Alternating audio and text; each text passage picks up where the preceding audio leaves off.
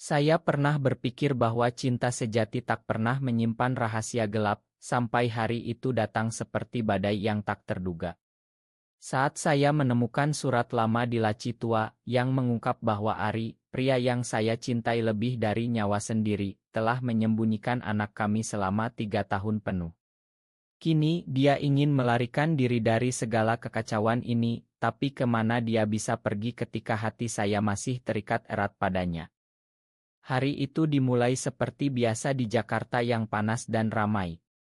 Saya, seorang arsitek muda bernama Budi, berusia 28 tahun, sedang menyelesaikan desain sebuah rumah adat di pinggiran kota. Pikiran saya selalu melayang ke masa lalu, ke saat pertama kali bertemu Ari di pasar malam Yogyakarta 5 tahun lalu. Dia, dengan senyumnya yang hangat dan mata yang penuh misteri, membuat saya jatuh cinta seketika. Kami sama-sama pria, tapi di negeri ini, di mana norma masyarakat masih kaku, cinta kami seperti api yang disembunyikan di balik kabut. Saya ingat betul bagaimana kami memulai hubungan ini. Di bawah pohon beringin besar di alun-alun Yogya, Ari mengaku perasaannya. "Budi, aku tak bisa bohong lagi. Hatiku milikmu," katanya dengan suara gemetar. Saya terkejut, tapi bahagia. Kami berjanji untuk saling menjaga, meski tahu risiko besar dari keluarga dan lingkungan. Indonesia, tanah air kami, indah dengan budayanya, tapi sering kali keras terhadap yang berbeda. Tapi rahasia itu, anak kami, bagaimana bisa? Itu dimulai 2 tahun setelah kami bersama. Ari tiba-tiba menghilang selama berbulan-bulan, mengatakan ada urusan keluarga di Bali. Saya percaya, meski hati resah. Ketika dia kembali, dia berubah, lebih pendiam, lebih jauh. Kami bertengkar hebat dan akhirnya berpisah. Saya pindah ke Jakarta, mencoba melupakan.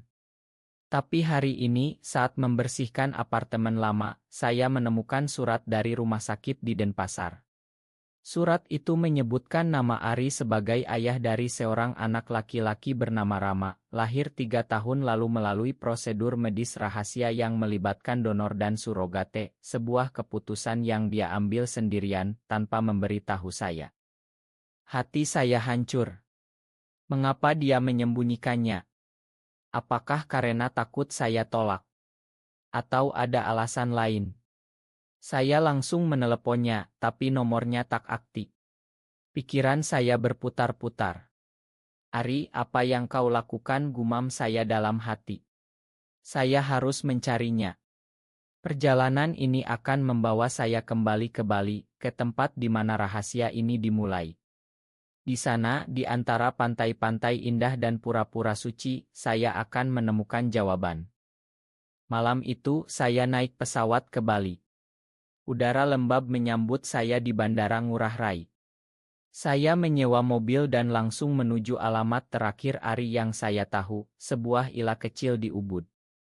Jalanan berliku, dikelilingi sawah hijau dan patung-patung dewa, membuat saya teringat masa indah kami.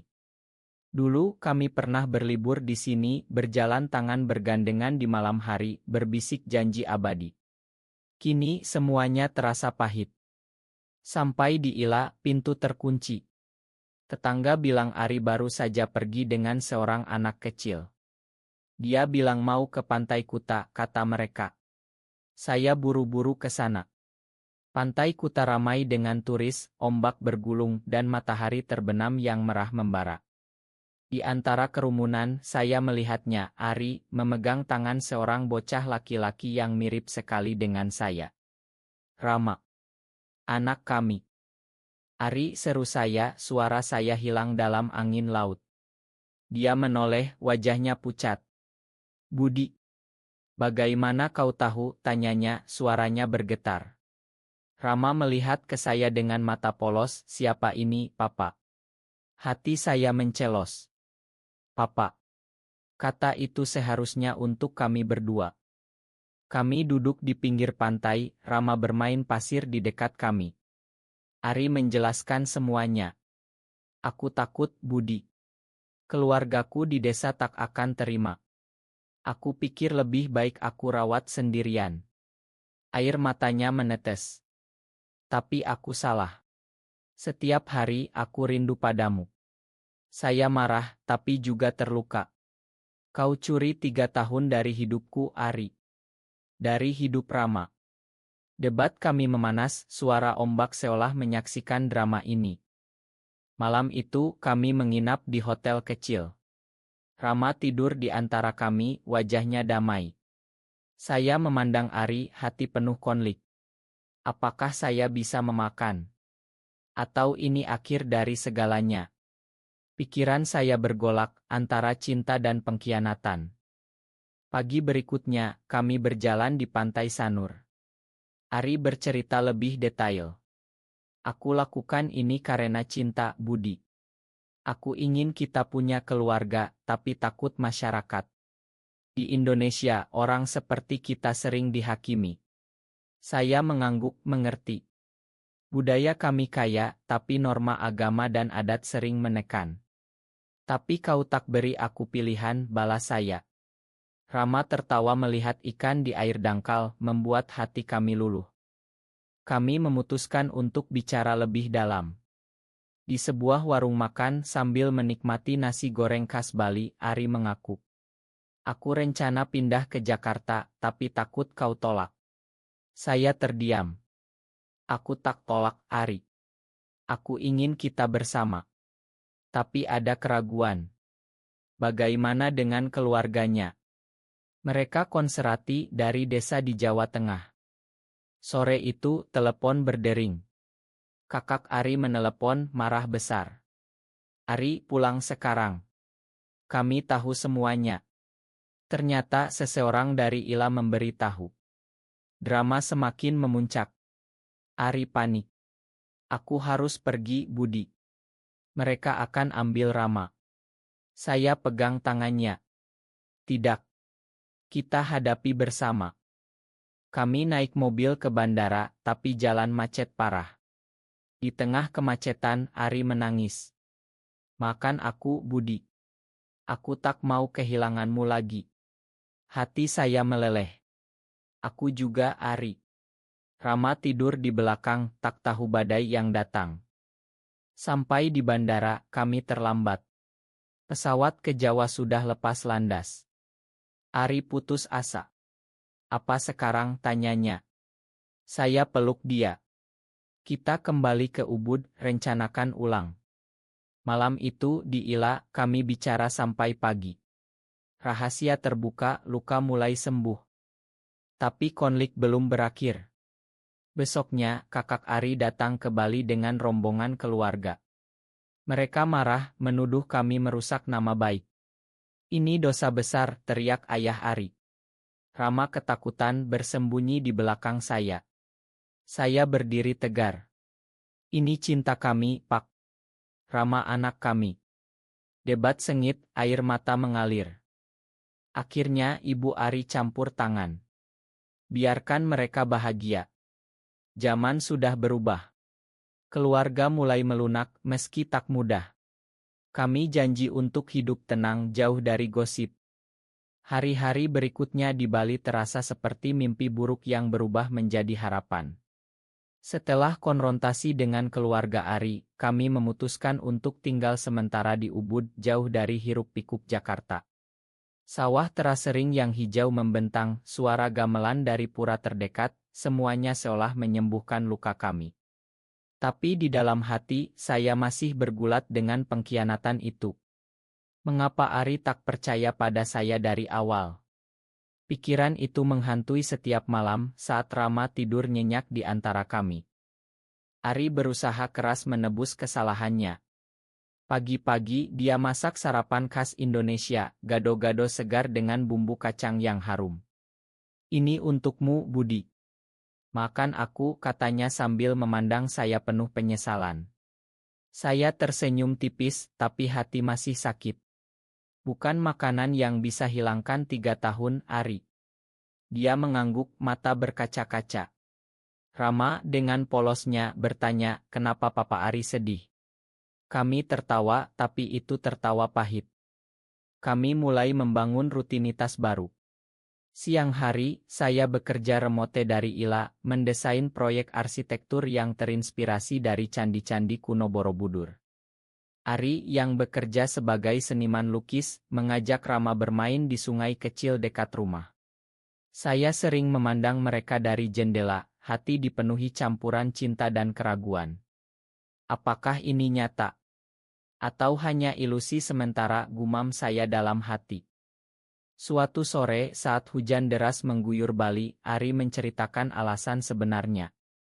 Kami duduk di teras, mendengar suara air jatuh dari atap daun. Dulu saat aku tahu tentang Rama, aku takut kau tinggalkan aku, Budi. Keluargaku sudah mengancam. Aku pikir, lebih baik aku tanggung sendiri. Air matanya bercampur hujan. Saya pegang tangannya. Kau salah besar. Aku akan bertahan untukmu. Tapi di dalam, saya bertanya-tanya, apakah ada rahasia lain? Konflik muncul lagi ketika teman lama saya, Riko, datang berkunjung dari Jakarta. Riko tahu tentang hubungan kami dulu, dan dia pernah menyukai Ari secara diam-diam. Budi, kau yakin dengan dia? Setelah apa yang dia lakukan, bisiknya saat kami minum kopi di warung. Saya ragu. Aku cinta dia, Riko. Tapi kata-katanya menanam benih keraguan. Malam itu, saya konfrontasi Ari. Apa ada yang lain kau sembunyikan? Tanya saya tajam. Dia terkejut. Tidak, Budi. Hanya itu. Tapi matanya menghindar. Kami bertengkar hebat, suara kami bergema di Ila kecil. Rama bangun, menangis. Papa jangan marah. Itu membuat kami berhenti. Kami peluk Rama bersama, tapi ketegangan tetap ada. Esok harinya, kami pergi ke Pura Besakih, pura suci di lereng Gunung Agung. Di sana, di antara doa dan asap dupa, Ari berlutut. Aku bersumpah, Budi. Tak ada lagi rahasia. Saya percaya, meski hati masih goyah. Rama bermain dengan anak-anak lokal, tertawa riang. Pemandangan itu menyentuh hati saya. Mungkin ini kesempatan kedua. Tapi pengkhianatan baru terungkap. Saat memeriksa ponsel Ari yang tertinggal, saya melihat pesan dari seorang pria bernama Hasan. Ari, kapan kita bertemu lagi? Rama rindu omnya. Hati saya hancur lagi. Siapa Hasan? Apakah Ari punya orang lain selama 3 tahun ini? Saya tunggu Ari pulang dari pasar. Siapa Hasan? Tanya saya dingin. Wajahnya memucat. Dia. Teman yang bantu aku rawat Rama. Hanya itu. Tapi saya tak percaya. Kau bohong lagi, seru saya. Ari menangis. Bukan begitu, Budi. Hasan adalah saudara sepupu yang tahu rahasia kami. Dia bantu sembunyikan Rama dari keluarga. Penjelasannya masuk akal, tapi keraguan tetap. Kami habiskan malam dalam diam, pikiran saya berputar, apakah cinta ini layak diperjuangkan? Di negeri ini, di mana cinta sesama jenis sering disembunyikan, apakah kami bisa bertahan? Pagi berikutnya, Hasan datang. Pria tinggi dengan senyum ramah itu menjelaskan semuanya. Aku bantu Ari karena aku paham perjuangannya. Aku juga seperti kalian.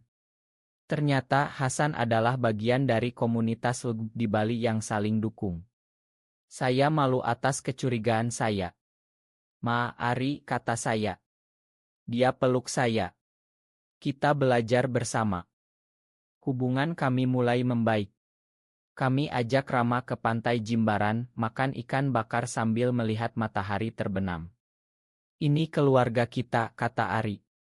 Rama tersenyum. Aku senang punya 2 papa.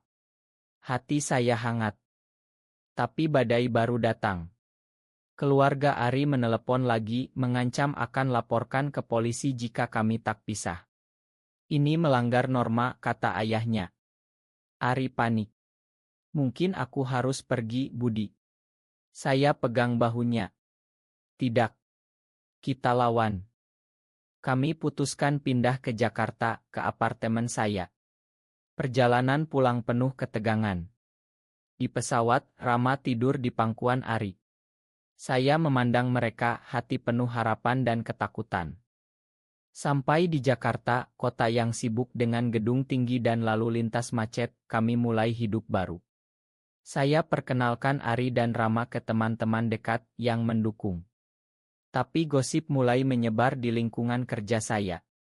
Budi punya keluarga aneh, bisik mereka. Suatu hari, bos saya panggil. Budi, ini bisa pengaruhi karirmu. Saya tegar. Ini hidupku, Pak. Tapi di dalam, saya khawatir. Ari juga kesulitan. Lukisannya tak laku karena rumor. Mungkin aku salah, katanya suatu malam. Saya peluk dia. Kita kuat bersama. Rama mulai sekolah, adaptasi dengan baik. Melihatnya bahagia membuat semuanya berharga. Tapi konflik internal saya semakin dalam. Apakah saya bisa benar-benar memakan? Hidup di Jakarta membawa tantangan baru bagi kami. Kota metropolitan ini dengan hiruk-pikuknya yang tak pernah berhenti, seolah menguji ketahanan cinta kami. Setiap pagi, saya berangkat kerja ke kantor arsitektur di Sudirman, meninggalkan Ari dan Rama di apartemen kecil kami. Ari mulai mencari pekerjaan sebagai guru seni di sekolah swasta, sementara Rama beradaptasi dengan teman-teman barunya. Tapi di balik rutinitas itu, luka lama masih menganga. Saya sering terbangun malam hari, mempertanyakan mengapa Ari menyembunyikan Rama. Apakah dia pernah benar-benar mencintaiku? Suatu sore, saat hujan deras mengguyur ibu kota, Ari datang ke kantor saya dengan wajah pucat. Budi, keluargaku datang ke sini. Hati saya berdegup kencang. Kami buru-buru pulang. Di apartemen, ayah dan kakak Ari sudah menunggu, ekspresi marah. Ari, bawa Rama pulang ke desa. Ini bukan tempatnya, teriak ayahnya. Rama bersembunyi di kamar, ketakutan. Debat memanas. Saya berdiri di depan mereka. Rama, anak kami berdua. Biarkan kami bahagia. Kakak Ari menunjuk saya. Kau yang rusak adikku. Ari menangis. Ayah, tolong pahami. Ini cinta kami. Ayahnya menggeleng. Di Indonesia ini tak bisa diterima. Pikirkan masa depan Rama. Mereka pergi setelah ancaman tapi meninggalkan bom waktu. Ari putus asa. Mungkin mereka benar, Budi. Kita tak bisa lawan masyarakat. Saya pegang tangannya. Kita bisa. Kita punya satu sama lain. Malam itu kami bicara panjang. Ari mengaku lebih dalam. Dulu saat hamil Rama melalui surogate, aku takut kau tinggalkan aku karena tekanan sosial. Aku lihat teman-teman dihina, bahkan diusir. Saya mengerti, tapi sakit. Kau tak beri aku kesempatan membuktikan. Esok harinya, kami ajak Rama ke Taman Mini Indonesia Indah, berharap relaksasi. Di sana, melihat replika rumah adat dari berbagai daerah, Rama excited. Papa, ini rumah kita. Tapi di dalam hati, saya bergulat. Apakah kami bisa punya rumah sejati di negeri ini? Konflik memuncak ketika Riko datang lagi, membawa berita buruk. Ada gosip di media sosial tentang kalian. Hati-hati. Ternyata seseorang posting foto kami di pantai Bali. Komentar kejam membanjiri, haram, rusak moral bangsa. Ari panik. Kita harus sembunyi. Saya marah. Tidak. Kita lawan dengan cinta. Tapi di dalam, saya takut kehilangan pekerjaan. Bos menelepon, meminta penjelasan. Budi, ini memengaruhi citra perusahaan. Ari menyarankan pindah ke luar negeri, tapi saya tolak. Ini tanah air kita. Kita bertahan di sini. Tapi keraguan semakin besar. Suatu malam, saya mimpi buruk, Rama diambil, Ari pergi. Bangun dengan keringat dingin. Pagi itu, Ari bilang, aku akan bicara dengan keluargaku sendirian. Dia pergi ke Jawa Tengah, meninggalkan saya dan Rama. Hari-hari tanpa dia terasa kosong. Rama bertanya terus, "Papa Ari kapan pulang?" Saya peluk dia. "Segera, Nak."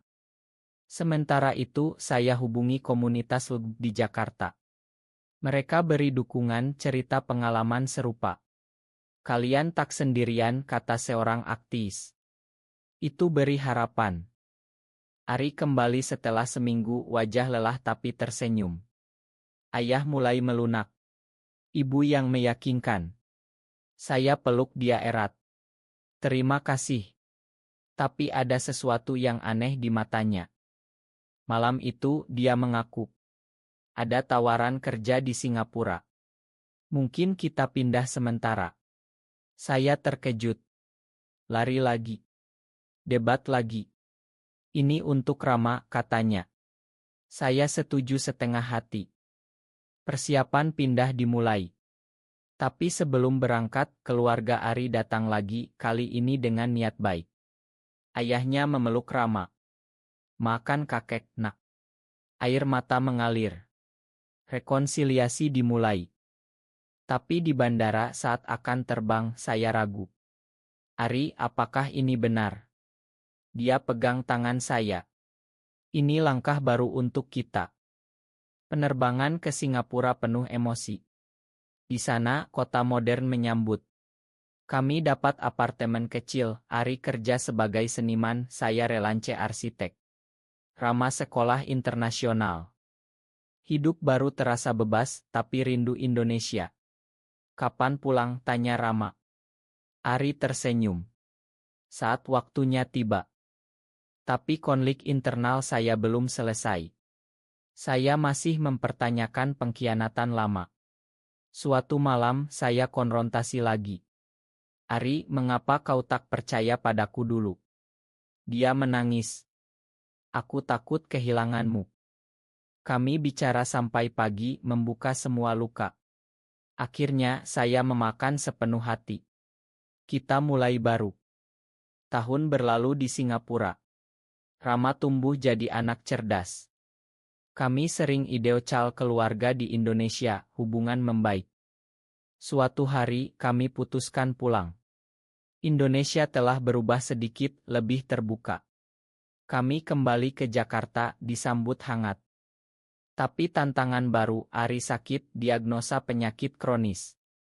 "Ini akibat stres lama," kata dokter. Hati saya hancur.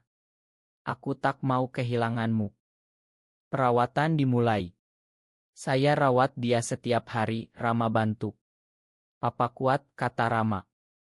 Di tengah itu, cinta kami semakin dalam. "Terima kasih telah bertahan," kata Ari lemah. Kembali ke Indonesia membawa campuran sukacita dan duka. Ari semakin lemah karena penyakitnya, yang ternyata kanker stadium awal akibat stres bertahun-tahun. Dokter di Rumah Sakit Cipto Mangunkusumo Jakarta beri harapan, tapi pengobatan mahal dan melelahkan. Setiap hari, saya antar dia ke kemoterapi, memegang tangannya saat dia muntah. "Budi, makan, aku bikin repot," katanya dengan suara parau. Saya peluk dia. "Ini tanggung jawabku. Kita keluarga." Rama, kini berusia 6 tahun, mulai mengerti. "Papa Ari sakit karena apa?" tanyanya polos. Saya jelaskan sederhana. "Karena terlalu banyak pikiran, Nak. Tapi kita bantu sembuh." Dia gambar kartu ucapan "cepat sembuh, Papa." Itu membuat Ari tersenyum. Keluarga Ari datang membantu. Ayahnya yang dulu marah, kini rawat cucunya. "Makan ayah dulu, Ari." Rekonsiliasi ini menyentuh. Di rumah sakit, kami berdoa bersama di musola, mencampur budaya Jawa dan Islam. Tapi di dalam hati, saya bergulat dengan kemarahan pada masa lalu. Kalau tak ada rahasia, mungkin tak begini, pikir saya. Tapi saya tahan, fokus pada sekarang. Suatu malam, saat Ari tidur, saya duduk di balkon apartemen, memandang lampu kota Jakarta yang berkelap-kelip. Pikiran melayang ke awal pertemuan kami di Yogyakarta. Dulu semuanya indah. Kini penuh ujian. Esok harinya, teman dari komunitas LB datang bawa donasi. Kalian inspirasi bagi kami, kata mereka. Itu beri kekuatan. Pengobatan berlanjut. Ari kehilangan rambut, tapi semangatnya tak pudar.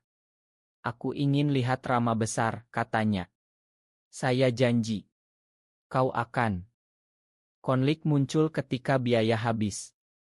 Saya jual aset tapi tak cukup. Riko tawarkan bantuan tapi dengan syarat, pisah dari Ari, dia beban. Saya tolak marah. Dia hidupku. Ari tahu dan kami bertengkar. Mungkin Riko benar. Lepaskan aku. Saya menangis. Tidak. Kita lawan bersama.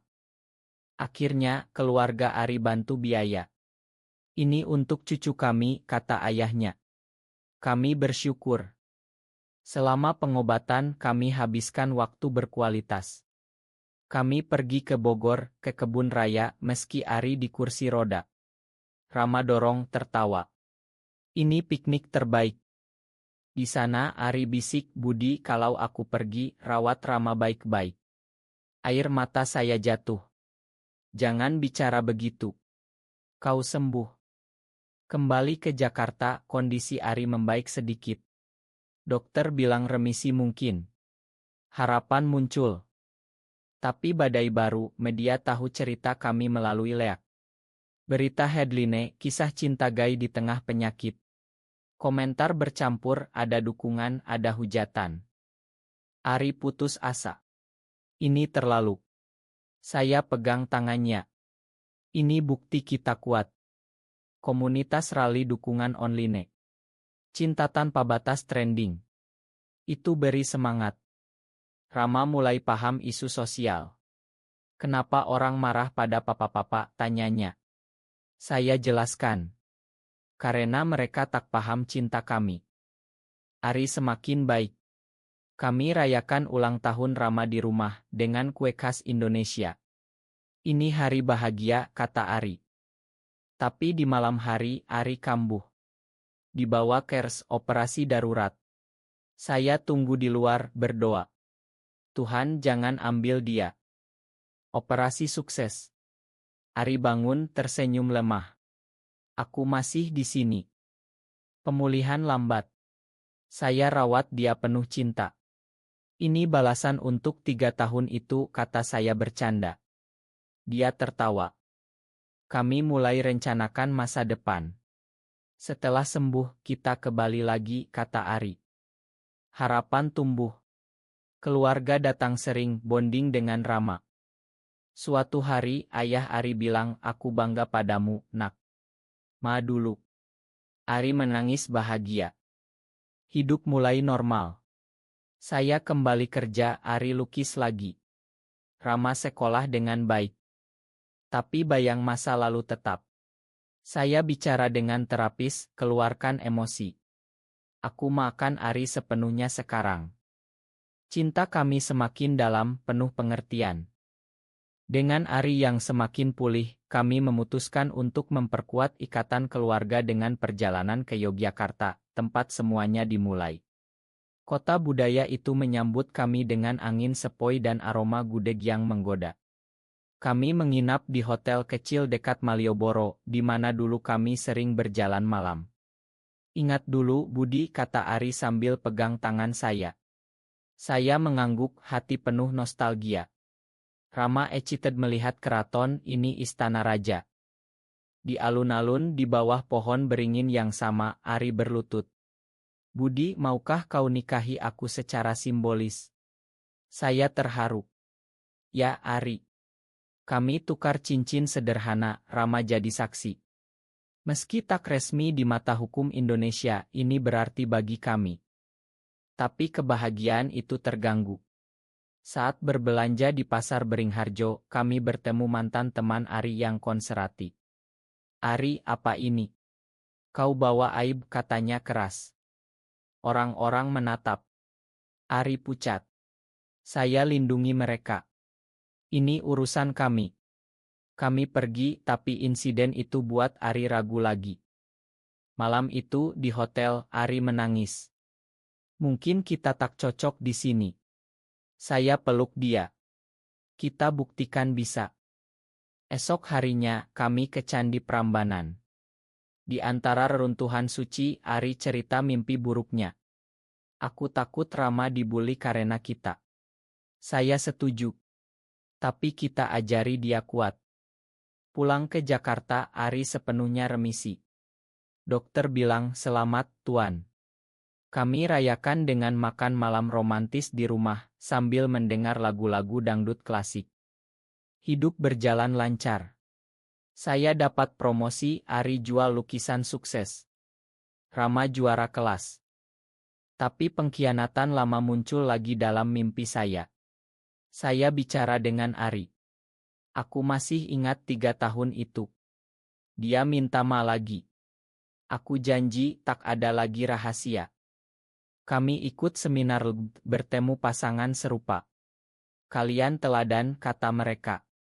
Suatu hari, Rama pulang sekolah dengan wajah sedih. Teman bilang papa-papa aneh.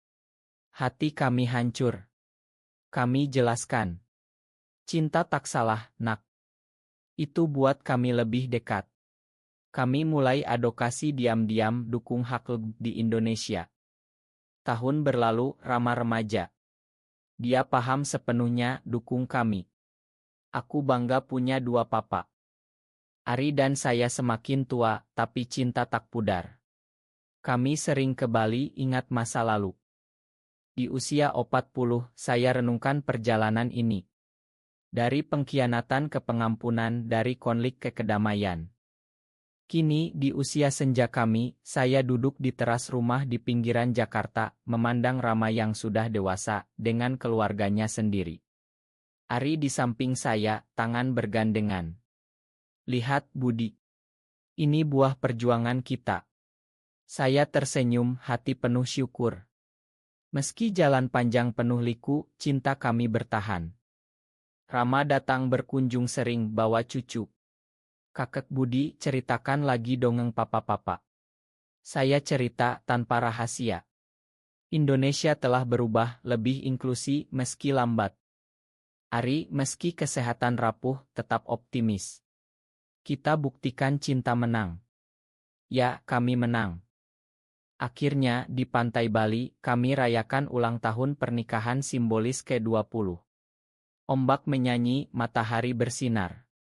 Terima kasih atas segalanya, Ari. Sama-sama, Budi. Hidup ini penuh drama, tapi berakhir manis. Cinta kami, meski sesama pria, penuh nilai manusiawi. Kemanapun hati kami bersama selamanya.